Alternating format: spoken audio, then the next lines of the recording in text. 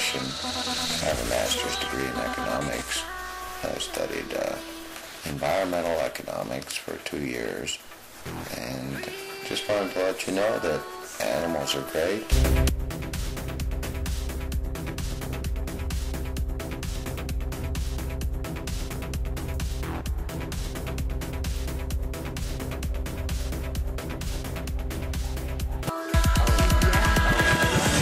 Ecosystems, closed systems, such as abiotic or abiotic components, which are regarded as linked together through a nutrient cycle and energy flows.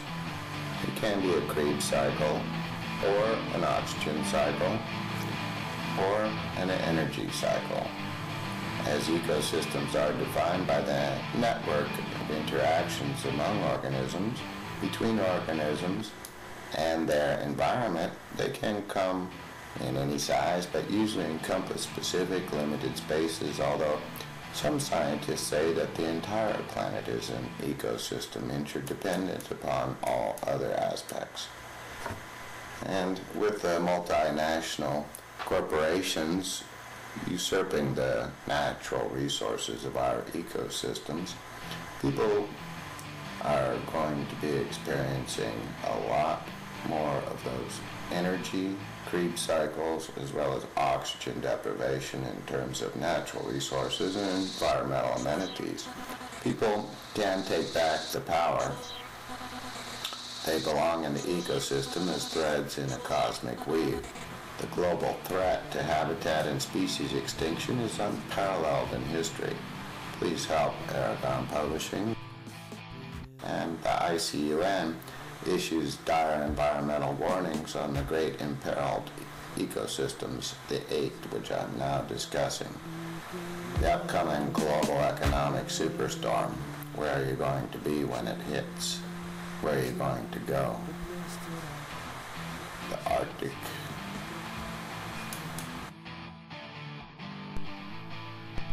The Arctic is currently ground zero for mass extinctions occurring daily. March 2nd, generally, the high visibility stories come out early in the week. However, on March 2nd, when journalists and readers alike are focused on news, on the other hand, public relations experts hold only the stories they hope won't get much attention till Friday afternoon and Saturday. And of course, they've just released the findings on Keystone XL pipeline environmental review. Of course, this receives a positive nod from the state, and ground zero in our economic analysis of the ecosystems most endangered is the Arctic. And although the report made no final recommendations, the report heavily favors the project of Keystone Pipeline, because the State Department's report reveals that building the pipeline won't worsen global warming. However, it will destroy the ecosystem. Record high temperatures, melted ice, and likely caused many of this year's harp seal pups to drown. Now Canadian fishermen will slaughter many of the survivors. Many of these seal pups probably have already drowned as the ice melted before the pups were old enough to be able to swim properly. And it's unbelievable that the federal government of Canada has authorized one of the highest quotas in history. But Canada is ignoring that message and the warm temperatures. Fishermen will forge ahead with the slaughter of the baby seals, but this time they'll use clubs and guns. One of the big problems that we have when it's an open water shoot, as we're likely to see this year in the hunt, that literally 1 out of every 2 seals that are shot at will only be wounded and will escape beneath the water's surface.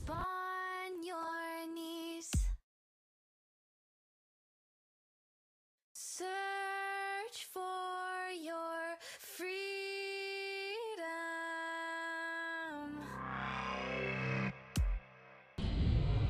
And there they'll die slowly, bleeding to death.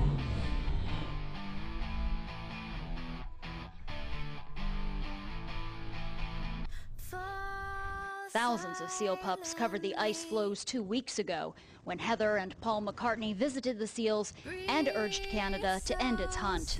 For many years, people have been trying to have this brutal practice stopped. But we are out here to see if we can lend our voice to this campaign and maybe get it stopped once and for all.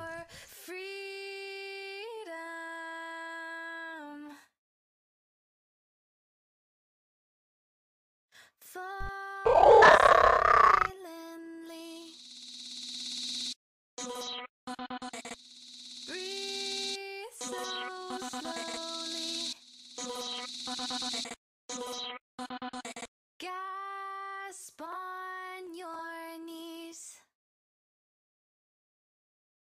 Of course, expect only more usurpation of our natural resources from multinational corporations, and people can take back the power.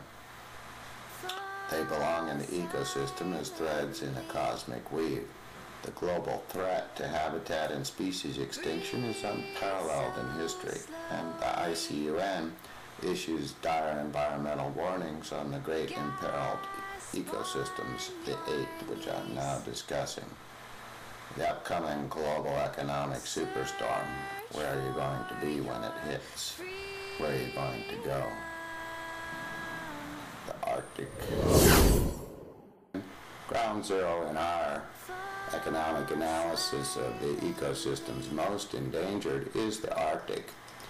And although the report made no final recommendations, the report heavily favors the project of Keystone Pipeline because the State Department's report reveals that building the pipeline won't worsen global warming.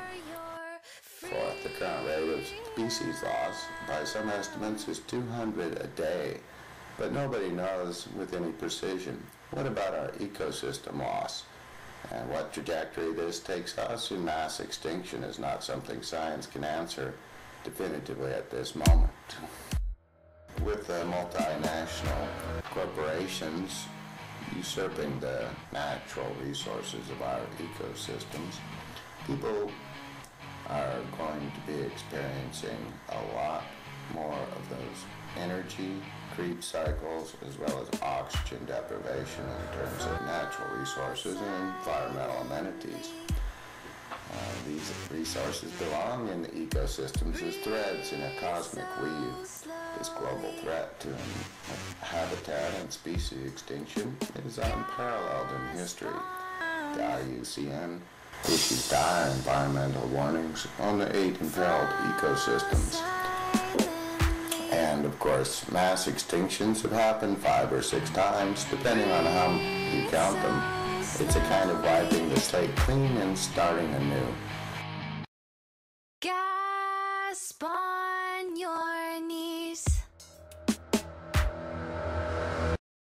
Mass extinction is underway, caused by Homo sapiens this time. Ever since humans fanned out from Africa and began to take over the world, many species have disappeared. The passenger pigeon, which once numbered in the billions, is gone now, and the rhino's days appear numbered, as do the bluefin tuna.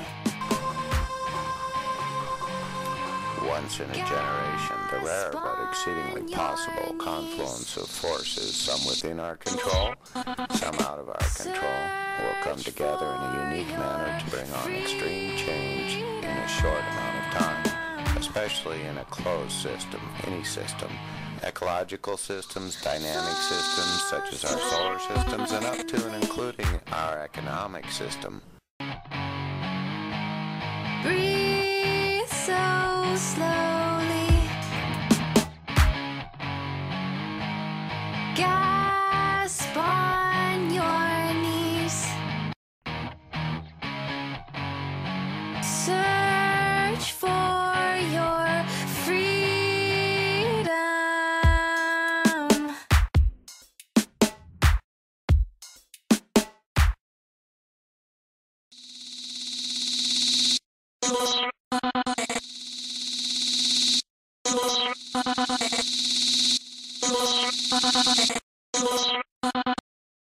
death of the dinosaurs and the rise of mammals came from such an event 66 million years ago. Of course, the lemurs is the marsupial who was most adapted to survive this catastrophic event.